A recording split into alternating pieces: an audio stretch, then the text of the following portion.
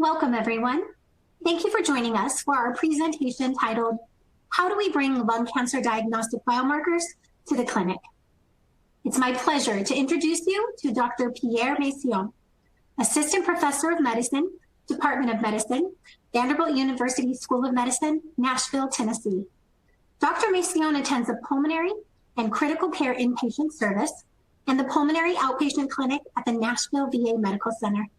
His research interests include genetic and proteomic strategies for the early detection of lung cancer, chemopreventative strategies for the primary and reoccurrence of lung cancer, and investigation of the role of genomic abnormalities in lung cancer.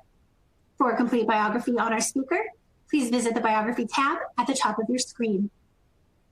Now, if any questions arise during the presentation, we encourage you to submit them in the Q&A box. Our speaker will address your questions following this presentation. Please join me in welcoming Dr. Pierre Massion. I will now turn the presentation over to him. Well, thank you very much for this introduction, and hello everybody. It's my pleasure to be here today to discuss with you how we bring lung cancer diagnostic biomarkers to the clinic. As a disclosure, the message to remember is that I work with many industries. I typically don't get funding from them, and therefore I remain independent from the industries in general. But the work that I'm going to be presenting is funded by the National Cancer Institute, the Department of Defense, and the Veterans Administration. So lung cancer is a big problem, as you all know. You probably all know somebody who have suffered from that disease, who may have died from it, who are currently struggling with it. It's a very important killer. It's the #1 cancer killer in the US and in the world. And if you look at all diseases that are leading to a death, the respiratory death corresponds to about 50% of all deaths. Among those, lung cancer is the biggest culprit. 38% of all people dying of respiratory diseases are dying of lung cancer. So when you think about the natural history of lung cancer, it's not perfectly known, but what we know is people eventually develop a risk over a long period of time. They may start smoking at the age of 10 or 15, get on with their lives, and most of them are diagnosed at around the age of 70. At that time, only 25% will benefit from a cure. So our job is to try to diagnose the disease early. Why are we interested in that is because when you diagnose it early, you have a better chance of surviving. It's true for most diseases, it's just common sense. Detect the nodule early on and you should be able to operate on it and offer a patient a cure earlier than at the typical time of diagnosis when only 25% of them will survive. If we diagnose it very early on, 80 or 85% of them could survive the disease. So there's a great impetus to develop strategies for early detection. So why is it important, particularly important in Tennessee, is because we are suffering from an endemic area of lung cancer. You see on this map, whatever is brown and dark brown corresponds to the center of this endemic area. The percentage, and actually the prevalence of lung cancer in this southeast part of the country is about 40% higher than in the rest of the country. And it maps pretty well with the intensity of smoking, which makes sense because smoking is the #1 cause of cancer-related mortality. So we have to do something about this disease. And if you don't know about it yet, there is a screening strategy for early detection of lung cancer. And this is lung cancer CT screening. There are two studies represented on this slide. On the left-hand side, the results from the National Lung Screening Trial that demonstrates that not only the number of cancers that we diagnose in the lung cancer screening are greater, but more importantly, the death rate associated with lung cancer screening is lower, meaning that we are saving lives. In fact, we save 20% decrease in relative death from lung cancer with low-dose chest CT. And these results were very much mirrored by another study done in Europe, in the Netherlands and in Belgium, where they found that the lung cancer incidence was also increasing with screening, but that the death rate was lower. Actually, their death rate from lung cancer with the lung cancer screening strategy was even better than what we found in the US. They didn't find a 20% relative decrease in mortality, but up to 35%. So that brought the entire world to be excited about lung cancer screening and try to implement this strategy. One of the biggest problems is that this strategy is still at its beginning. You would expect that high-risk individual would undergo lung cancer screening, but about only 10% of them are following that strategy at the moment. It took very long time for mammography to be uptaken by most women, or colonoscopy to be successful. And we hope that we can and accelerate the implementation of lung cancer screening because it saves lives. If I show you this chest CT, you recognize the right lung here, the left lung on the right-hand side, and you see a nodule on the right upper lobe. That nodule is dense, spiculated, about 1.5 to 2 centimeter diameter. It's a lung cancer. That's an estimate. It's a guess. It's a probability that this is likely to be a lung cancer. And I can tell you that because I see that there's a culprit on the chest CT. The culprit is outside the chest. You see here, there's a lighter in this patient pocket and a pack of cigarettes. So now we're linking causes and diseases, but this is anecdotal. But this slide is to tell you that lung cancer detection can be complicated. And I told you that it's related to the fact that chest CT alone does not always give you the answer. And here's why. Because not only lung cancer is very prevalent in the Southeast, but it's also true that this region of the country is also the area where the highest concentration of histoplasmosis is encountered. And this fungal disease, as an infectious disease, can look and appear on chest CT just like this one.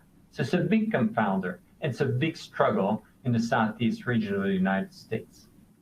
So now we think, okay, we can use chest CT, and is it the panacea for lung cancer screening? And we're going to save most lives.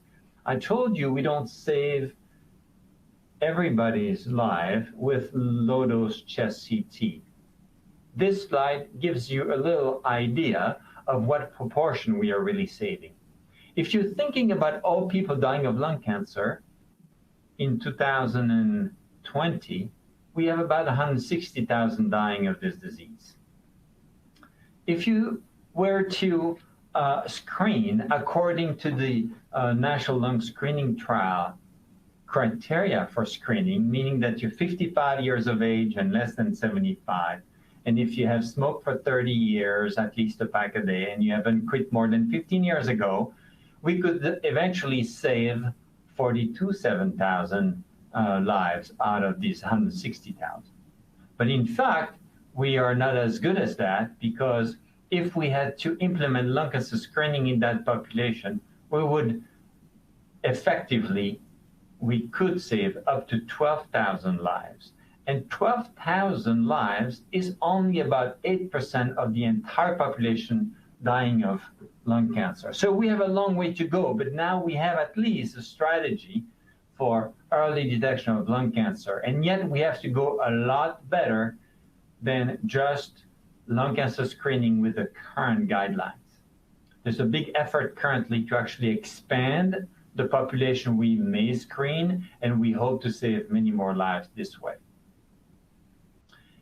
So what is the problem? The problem is when you screen for lung cancer, and I want to come up with a strategy to detect these nodules. We have it by chest CT. This is a nodule that looks very suspicious. Now, not all lung nodules are cancerous. and we want to find a biomarker strategy or some type of imaging strategy to tell us in a non-invasive way which of these nodules is going to be malignant. Nodules is a big problem. You see there's 1.6 million nodules in the United States diagnosed every year. Very small number are going to be cancers, and yet many of them undergo surgery. The nodules that we worried about are those that are 6 to 30 millimeter in diameter, that are non-calcified, and we can bring them into different risk groups. If you have a tiny nodule that's really smooth, it's going to be low risk, less than 5%. If you have a big nodule like this one, spiculated, dense, and showing characteristics of high risk, your probability of cancer is very high. The difficult zone is the intermediate zone, and that's the area that we are trying to improve our diagnostic in a non-invasive way. We hope that detailed imaging can help us with this, and we hope that eventually biomarkers will come to the rescue. So this lung cancer nodule is a big problem.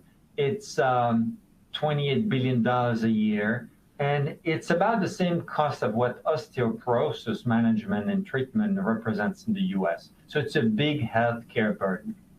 So how do we eventually make progress? Well, we have big problems because nodules are not all the same. You see this small nodule in the left lower lobe here was present in 2005, and this nodule remained stable over 6 years and never changed. This is most likely a lung cancer, but a rather indolent cancer. Now, some of these cancers are not so indolent. And if you look at this slide here, this nodule diagnosed in 2005 started growing slowly over time. And finally, in 2013, the patient had a PET scan done. He was active, very hot on PET, and the patient underwent a resection of that left upper lobe, and what was found is a tumor, an adenocarcinoma. Well, the same patient actually, over time, started developing another nodule. You can't even see nothing here, but look at here. There's something coming up. Over time, this nodule was growing. The question was, is it the same disease or a different disease, the same cells that went to a different lobe of the lung? It happened to be a different tumor on the same patient, also a lung adenocarcinoma. So the message here is that although lung nodules come in different forms, some can remain indolent and some can become aggressive, and it's difficult to identify them. The last nodule that I showed you that was a cancer was not PET active. So imaging is not the answer to everything. So what's the biggest challenge? The challenge is that we have a large portion of people with intermediate risk for lung cancer. The nodule, we don't really know what to do with. And we want to reduce that group because this is the group where we make most of the mistakes. And what we are proposing here is that we basically bring some type of biomarker to the rescue. We're gonna test all these individuals in yellow and ask whether a biomarker can change their group classes. Maybe a portion of these people can become green, meaning safe to follow over time. We rule out cancer in that group. And the converse may be true. Some proportion of these people may be higher risk, and we bring them in and we offer a biopsy because they're more likely to be malignant. So these reclassification of the intermediate group from the yellow to a low-risk group in green or a high-risk group in red is the goal of this effort. We are trying to deal with these tough nodules. So would eventually a biomarker help us here is the question. And we can talk briefly about biomarkers and what they need to show. Well, biomarkers are basically a reflection of whether what we're dealing with may be either cancer or no cancer. Well, we have to make sure that we have an assay that's accurate and that's valid, that it has been tested in other population, that it causes a large number of cancer to be diagnosed early. And if you diagnose it earlier, instead of diagnosing most people stage 3 or 4, you shift it to diagnosing stage 1, where the prognosis is a lot better. You can survive, and up to 70 or 80% of people with stage 1 lung cancer now survive 5 years.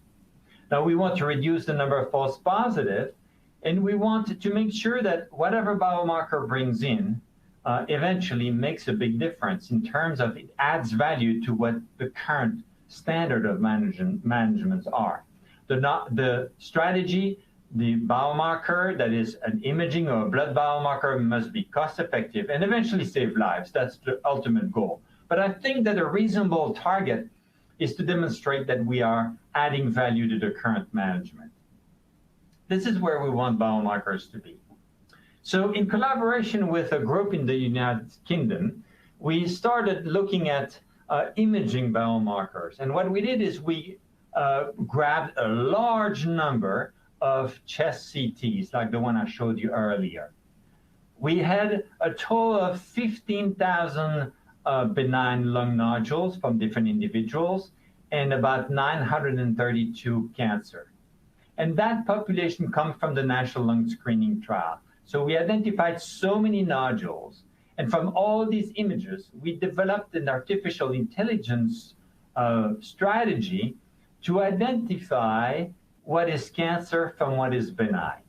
And then we decided that once we have our artificial intelligence model, we're going to validate it. We're going to validate it in 3 different ways. One, within the same trial, the National Lung Screening Trial, and then in 2 independent cohorts, one from the US and one from the UK. And here is what we found.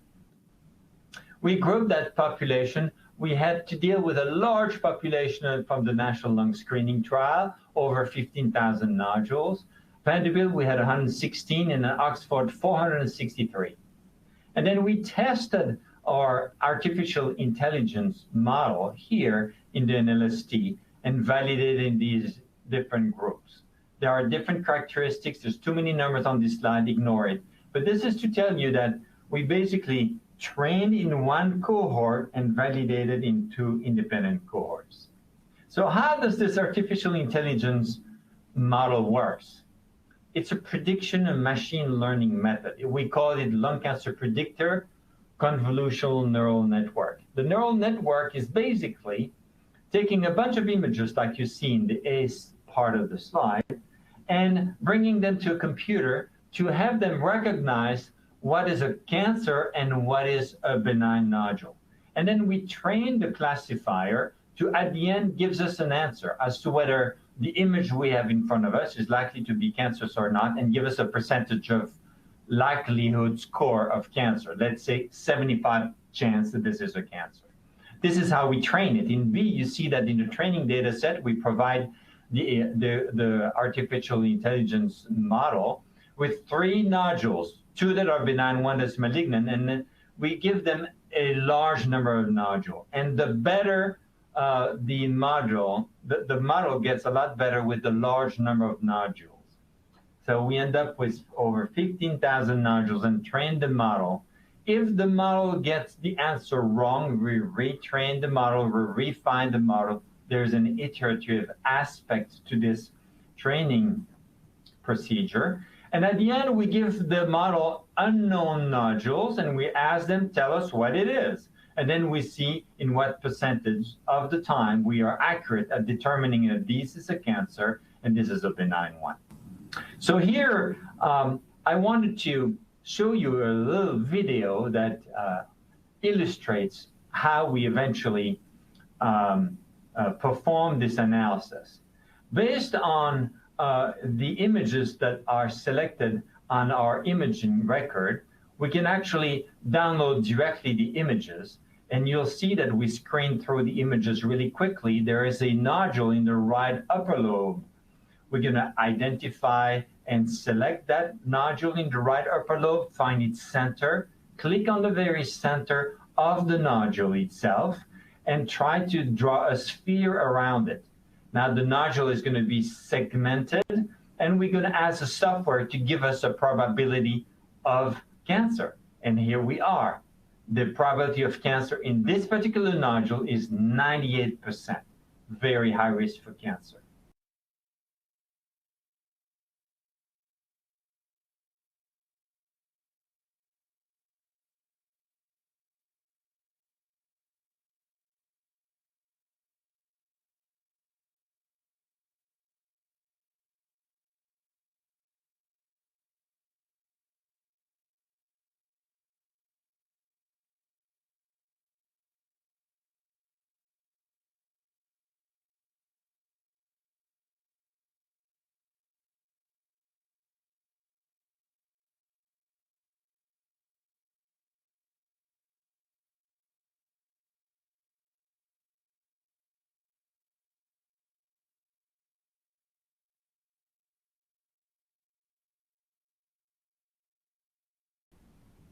Now, we did this in the National Lung Screening Trial data set, and what we showed is that compared to a clinical model as to whether this is malignant or not, the artificial intelligence tool gives us better discrimination. These are called receiver operative characteristic curves. And you see that the pink curve is better because it's more to the left and to the top part of the slide.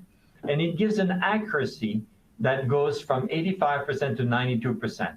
These 7% improvement in accuracy don't seem like a large number, but it's a tremendous improvement. Now, if we try to validate this in the Vanderbilt cohort or in the Oxford cohort, every time we beat the clinical prediction alone. And the clinical prediction really include the age, the history of smoking, the history of cancer in the past, how big the nodule is, and whether his shape is irregular or irregular. So our artificial intelligence model is quite better. And actually, it allows us to reclassify about a third of the nodules. Back to this figure here. If you see these intermediate risk nodule in yellow, we were able to reclassify about a third of them into a lower risk group, a high risk group. What does that do? Well, it actually decreases the number of not necessary procedures, so unnecessary procedures we do. And it also decreases the time to diagnosis because we're better and faster identifying the bad guys when we rule in disease. So this is the state of the art now of this biomarker, which is an imaging biomarker. So where do we want to go there? We have demonstrated that we have discovered a good model. We have validated analytically and in 3 different cohorts. Now we want to do a clinical utility study. And that clinical utility study will tell you and me whether this is going to help patients get their diagnosis done earlier and with fewer procedures, and whether eventually this may save lives. So we need to get to a proposal of a clinical trial and to bring patients and biomarkers onto a train. And the idea that we are riding this train with our lung nodules, and we want some biomarkers to be tested to see whether we are accurate and clinically useful. We're going to test a bunch of biomarkers on the train. We're going to take some on it, and we're going to let some of these biomarkers that are not useful leave the train. And we'll arrive at destination, hopefully with a great proposal. So how do we propose to do this? In a randomized fashion. What does it mean? If you are, let's say, 60 years old, and you present with a lung nodule that's in this intermediate risk, we're not totally sure whether it's benign or not. We would randomize you into 2 groups. A group that has just the standard of care, and we follow you over time. That's our control group. Or an intervention group. And the intervention group here will offer some type of biomarker. It could be a clinical model, a blood biomarker, or our imaging biomarker. And our imaging biomarker will be applied directly to the chest CT that you have, that you come to your doctor with. We look at the imaging, we run our artificial intelligence tool, and the tool tells us that, no, in fact, you're not in the intermediate risk, you are much lower risk, you're in the low risk group, and we can follow you safely with just a chest CT. That would be quite reassuring. If the biomarker, our imaging lung artificial intelligence model tells us, no, your nodule is actually pretty high risk, we'd rather you get a biopsy. We'll follow these strategies, get the biopsy that your doctors decide on getting, and eventually look at the endpoint. And in this trial, within 2 years, we'll know whether we're able to improve the diagnostic accuracy, decrease the time it took us to get the diagnosis, and reduce the number of invasive procedures. So this is the goal of where we want to take these candidate biomarkers. Now, The biomarkers can be found in the blood, like a protein or DNA testing or a genomic test in the circulation of your blood. And we can test these biomarkers following the same clinical trial strategy here and reclassify your risk based on the results of the biomarker into low or high risk group. And then we will be able to test the difference between our intervention strategy versus the control strategy. Well, with this, I want to finish by telling you that ultimately we want biomarkers into the clinical arena. They need to be non-invasive. We need to demonstrate that we improve the management by showing few morbidity and decreasing the number of expensive procedures. We want to improve the decision making. We watch and wait or we biopsy. And we want to make sure that we have the right population that we're focusing on. And we want to test a technology that at the same time is quite sensitive and that is specific as well. It tells us that this nodule is a cancer. We better not make a mistake and take you to surgery for the wrong reason. To answer these questions of clinical utility, we need a clinical trial. And this is what I'm currently working on with a number of collaborators. So with this, I want to conclude. And I think I told you that the biomarkers have different layers of evidence. In my opinion, those that are valuable are better than the standard of care, which I showed you with this artificial intelligence tool. The diagnostic biomarkers should not have harm, and it should be offered to patients in a shared decision making. We need to discuss the accuracy and the performance of the biomarkers and accept some uncertainty of any new biomarker that we bring into a clinical study. Patients must be willing to participate into this. And I think when we want to scale up this type of testing, we want to partner with the industry because they are very good at eventually bringing some of these candidate biomarkers to the clinical bedside and have those eventually approved by the FDA.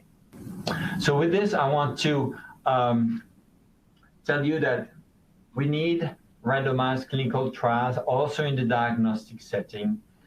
We want to work with people with clinical expertise, and we want to make sure that the patients are involved in the design of these studies and that we're honoring their wishes. So in my final slide here is to say that we talked about how do we personalize the risk. We need an informed consent. We want to keep it simple. We want to work with statistical models that are very necessary to help us assess the strength and robustness of our biomarkers. We need to look at the continuous risk factors and risk prediction models to eventually find a solution to address the shortcomings of our current evaluation of lung nodules. I want to thank all the patients who are participating in the studies that I've presented here, and a large number of collaborators without which I could not do this work. And these involve people who are research coordinators, biostatisticians, clinicians, imagers, of course, people expert in biomarkers, biorepository, chemistry, epidemiology, and screening in general. So I want to thank the funding support and my collaborators and you all for listening to me today. And hopefully I have provided you with some good hopes that not only lung cancer is a big cancer mortality problem, but we are trying to tackle it with new early detection methods. And in these detection methods, chest CT screening seems to be remarkably efficient. We want to keep improving its efficacy by bringing biomarkers to non-invasively diagnose the disease early and bring it to a treatment. So with this, I want to thank everybody and wish you a very good day. I'd be happy to take any question at this point, and back to you, Kristen. Thank you, Pierre, for that outstanding presentation. We will now move into the live Q&A portion of our webinar. Now, as a reminder to our audience, please submit your questions via the Q&A box. Okay, Pierre, our first question. Is there any strategy for early detection among smokers? So among smokers, the best strategy is to convince them to quit smoking. That sounds a little facetious, but it's the truth, and it should be the priority number 1, 2, and 3. Once the people are high risk, meaning that they're over the age of 55, they've smoked for about 30 years, a pack a day or so, and then they quit less than 15 years, they should undergo lung cancer chest CT screening. And this is not a one-time test. This is a process, a surveillance program over time, over long periods of time, until there's no need for screening anymore. So yes, there is a strategy for smokers. Now, for non-smokers, that's a different problem. We currently do not have a good strategy for early detection of lung cancer among non-smokers. And those people represent about 10–15% of the population. It's a larger population in Southeast Asia, where up to 30% of the people diagnosed with lung cancer are never smokers. It's a very important problem to tackle, and we need to do a lot more research in that space. Thank you. Now, what's the biggest challenge in developing biomarkers for lung cancer? The biggest challenge to develop biomarkers, in my opinion, is designing the studies early on right and choosing the population that you want to bring your biomarker in judiciously. Let me give you an example. If you want to find a biomarker for early detection of lung cancer, I would not start looking for biomarkers in people with very advanced stage disease who don't undergo screening. I would try to design studies to find the biomarker in the population that you intend to screen. That's very important. The second is that you need to have a very sensitive method, because chest CT screening is actually pretty sensitive to find nodules. But when we find nodules, we know that the disease has been there for months. So ultimately, you want to be exquisitely sensitive and find the disease very early. But the problem when you're very sensitive is that you may find some false positive. You may be mistakenly taking a nodule for a cancer when in fact it's a small infection. So that brings me to specificity, which means that when the disease, when the nodule is called a cancer, it must be a cancer, okay? So, and that if I call it negative, it's not a cancer. I better be for sure that this is not a cancer. So this specificity is very important. These two metrics are very important. And another important part is to bring the biomarkers to clinical utility, meaning that it's not good enough to have a good marker that discriminates one from the other. It has to be better than the standard of care. And most biomarkers fail at that level because to beat standard of care is hard.